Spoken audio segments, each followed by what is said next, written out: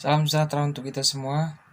Di video kali ini saya akan membahas tentang perpindahan panas secara konveksi, yaitu di gabungan konveksi dan konduksi pada dinding silinder. Nah, sebelum kita masuk kepada pembahasannya, izinkan saya memperkenalkan diri saya. Perkenalkan, nama saya Everyone di Simbolon dari Prodi Teknik Mesin dengan NIM 19212025. Video ini saya buat untuk melengkapi tugas dari mata kuliah perpindahan panas 1 yang dibawakan oleh Bapak Jamie Charles Kewas. Nah, tanpa berlama-lama, mari kita masuk ke pembahasan perpindahan panas secara konveksi. Baiklah teman-teman, di sini kita akan membahas perpindahan panas secara konveksi, yaitu gabungan konveksi dan konduksi pada dinding silinder. Nah, di sini saya dapatkan materi dari dosen saya, Ner Jamie Charles Kewas, dan sini saya akan mencoba untuk menjelaskan tentang perpindahan panas konveksi, yaitu hubungan konveksi dan konduksi pada dinding silinder. Nah, di sini ada perpindahan panas pada pipa yang memiliki panjang L dan diameter atau D1. Ini D1 ini. D1-nya itu ini ataupun jari-jari, karena diameter itu jari-jari. Ini jari-jarinya R1 dari titik ini ke titik ini. Nah, ini. Kemudian untuk diameter luar ataupun D2, dia dari titik ini ke titik ini. Nah, berarti dia ini adalah R2-nya.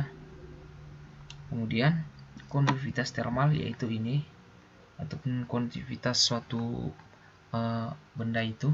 Kemudian fluida panas mengalir di dalam pipa pada suhu TFF1.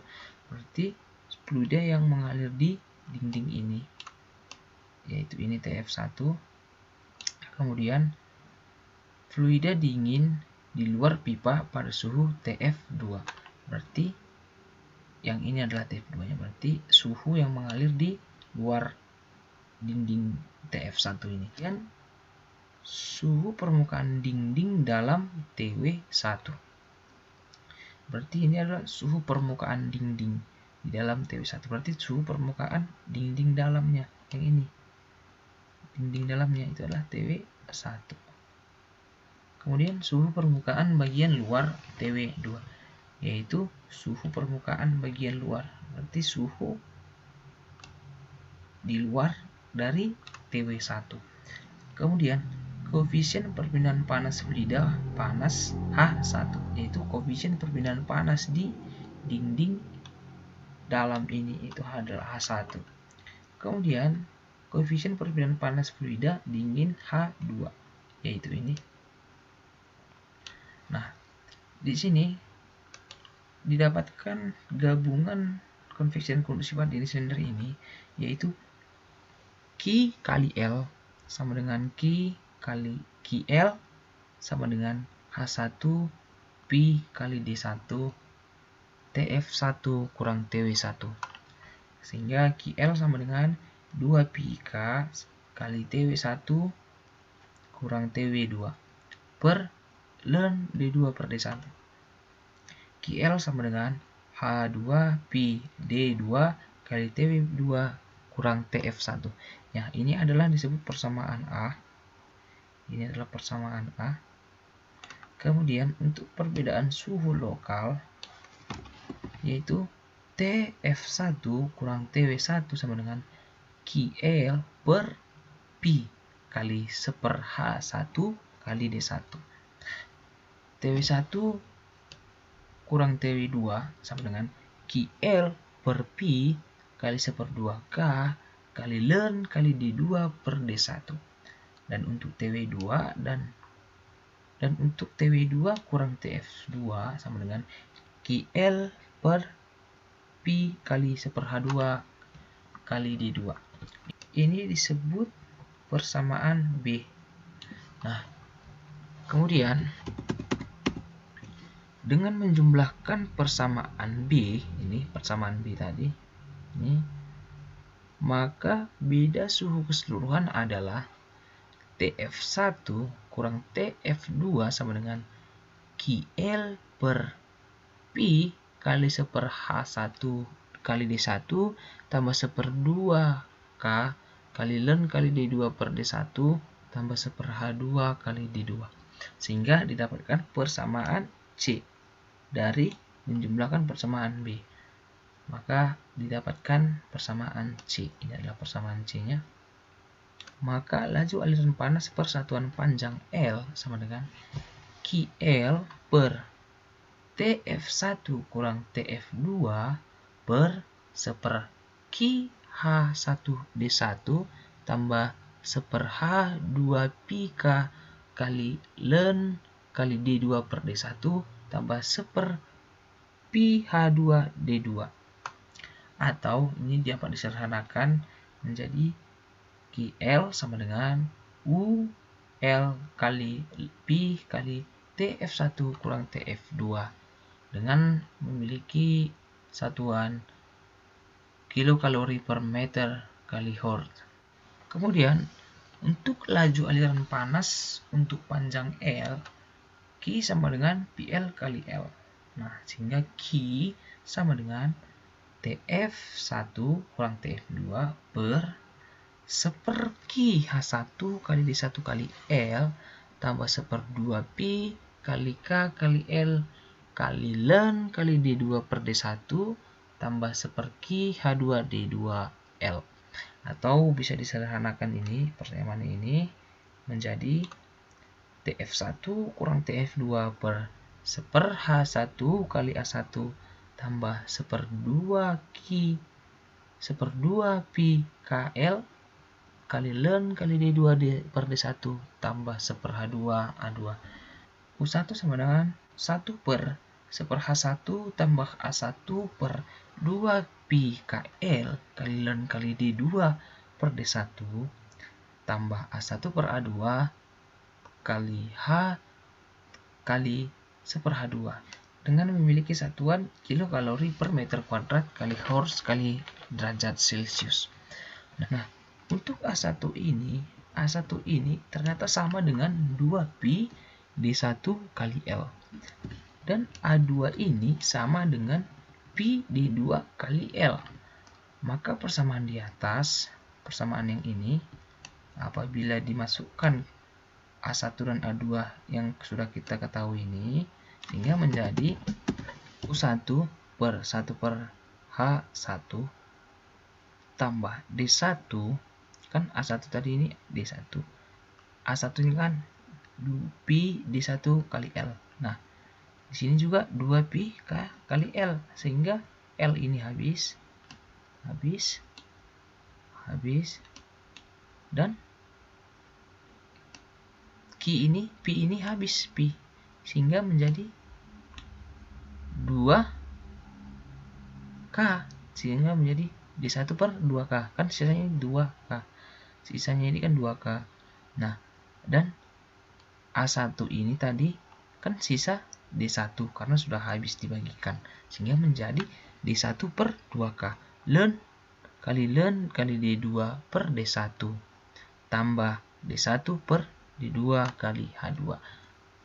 Nah, sebagai dasar perhitungan dari luas A2 untuk menentukan A2-nya ataupun U2-nya, maka U2 sama dengan A2 per A1 kali 1/H1 tambah A1 per 2PKL kali ln kali D2 per D1 tambah 1/H2. Atau ini bisa disederhanakan, U2 sama dengan 1/D2 per D1 kali H1 tambah D2 per 2K. Kenapa 2K? Karena ini A2 ini kan sama dengan Pi D2 kali L. Nah, sama seperti tadi, Pi habis, Pi-nya habis, L-nya habis, L-nya habis, sehingga menjadi 2K. Nah, dan A2-nya sama dengan tersisa D2, sehingga menjadi D2 per 2K kali ln D2 per D1 tambah 1/H2. Oke, baiklah teman-teman, di sini kita akan masuk ke satu contoh soalnya. Nah, di mana suatu soal ini sebuah pipa uap berdiameter 200 mm dan 216 meter, di mana K1 sama dengan 40 kilokalori per meter kali Hz derajat Celcius, ditutup dengan sebuah lapisan insulasi setebal 120 mm dan dengan konduktvitas termal K2 sama dengan 0,1 kilokalori per meter kali Horst derajat Celcius. Suhu uap TF1 sama dengan 300 derajat Celcius dan suhu udara luar TF2 sama dengan 25 derajat Celcius. Koefisien perpindahan panas H1 dan H2 masing-masing 100 dan 8,5 kilokalori per meter derajat kali Horst derajat Celcius, di mana H1-nya adalah 100 dan H2-nya 8,5. Hitunglah UL dan QL dan TW2. Berarti kita menentukan UL, QL, dan TW2. Nah, pertama kita akan menyelesaikan UL, di mana kita menyelesaikan dengan rumus ini. Ini seperti yang ini tadi ya, hasilnya UL. UL sama dengan, ini adalah rumus yang kita pakai setelah bersamaan tadi. Nah, UL sama dengan, ini kan rumus yang seperti yang sudah kita bahas tadi, 1/1 per H1D1 tambah 2 per K1 ln D2 per D1 tambah 1/2 K2 ln D3 per D2 tambah 1/H2 kali D3. Nah, pertama di sini kita ketahui dulu D1 sama dengan 0,5. Kenapa 0,5? Ini D1-nya kan D1 ataupun diameter dalamnya kan 200 mm. Kita ubah ke satuan meter. Nah, sehingga menjadi 0,2 meter. Untuk D2 216 mm kita ubah ke meter jadi 0,216 meter. Dan D3-nya sama dengan 0,456 meter. Maka setelah kita masukkan, maka akan kita masukkan yang sudah kita ketahui ini ke dalam bentuk rumus kita ini. 1 per H1 kali D1. 1 per H1-nya, H1 yaitu kan 100. 1 per 100 kali D1. D1-nya berapa? 0,2. 1 per 100 kali 0,2 tambah 1/2K1. Pertama 2, K1-nya berapa? Kita lihat K1-nya sama dengan 40. Berarti 2 kali 40. Kemudian untuk ln D2 per D1 ini adalah ln, karena dia memiliki ln, kita langsung masukkan ini, diameternya ini. Diameter aslinya sebelum kita ubah ke meter, yaitu menjadi 216 per 200 tambah 1/2K2. 2 kali K2-nya berapa? Kita lihat K2 sama dengan 0,1 ln D3 per D2. D3-nya 456 per D2-nya 200 nambah 1/H2 D3. Nah, tambah 1/H2-nya tadi berapa? H2-nya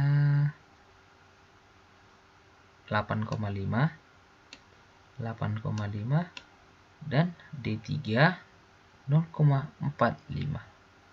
Kita akan menyelesaikan satu persatu. Kita selesaikan ini, dan seterusnya, sehingga mendapatkan hasil. Sehingga hasil dari penjumlahan ataupun pembagian ini dari bentuk ini didapatkan hasil 0,248 kilokalori per meter kali Horst kali 0 derajat kali, ini maksudnya derajat Celcius ya, bukan 0 C, itu artinya derajat Celcius. 0 berarti 0,248 kilokalori per meter kali Horst derajat Celcius. Nah, berarti UL-nya itu adalah 0,248 kilokalori per meter Horst derajat Celcius. Kemudian kita akan menentukan QL-nya. Untuk menentukan QL-nya, kita kan sudah membahas rumus QL-nya. Kita lihat menggunakan ini QL. Nah, untuk rumus QL kita menggunakan ini, UL Pi TF1 kurang TF2 sama dengan UL-nya kan sudah kita ketemu, ini 0,248.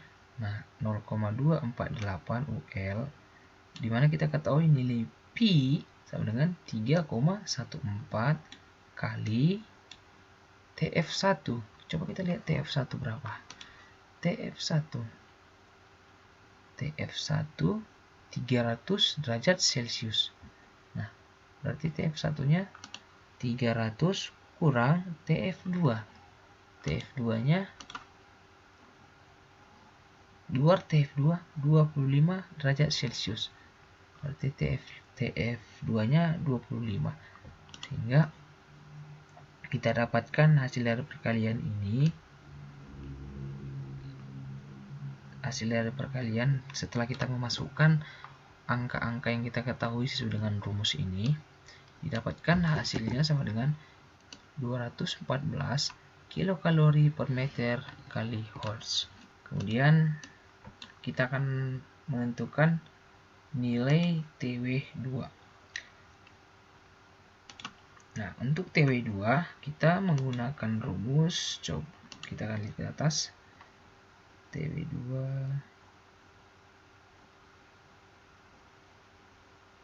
nah, untuk TW2 kita akan menggunakan rumus ini, ataupun rumus ini. Bisa kita gunakan ini, bisa kita gunakan ini. Nah, oke, langsung saja kita lihat pembahasannya. Nah, untuk TW2 kita menggunakan rumus TF2 tambah QL per Pi kali 1/H2 D2. Kemudian kita masukkan yang kita ketahui ke dalam rumus ini. Rumus menentukan TW2. Pertama, TF2. TF2 kita ketahui tadi yaitu sama dengan 25. TF2 sama dengan 25 tambah QL. Nah, QL kan sudah kita ketemu tadi ini. Nah, QL kan tadi hasilnya ini 214 per Pi. Nah, Pi ini sebenarnya hasilnya nilainya adalah 3,14. Sehingga hasil dari penjumlahan ini, setelah kita memasukkan angka-angka yang sudah kita ketahui dari soal ke dalam bentuk rumus untuk menentukan TW2 ini, didapatkan bentuk seperti ini, sehingga hasil dari penjumlahannya ini adalah 45,5 derajat Celcius.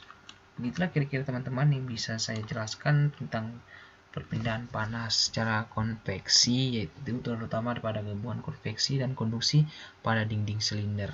Begitulah tadi yang bisa saya jelaskan atau yang bisa saya sampaikan tentang perpindahan panas konveksi. Semoga video ini bisa bermanfaat untuk kita semua, bermanfaat bagi saya, bermanfaat bagi Anda, dan bermanfaat untuk kita semua.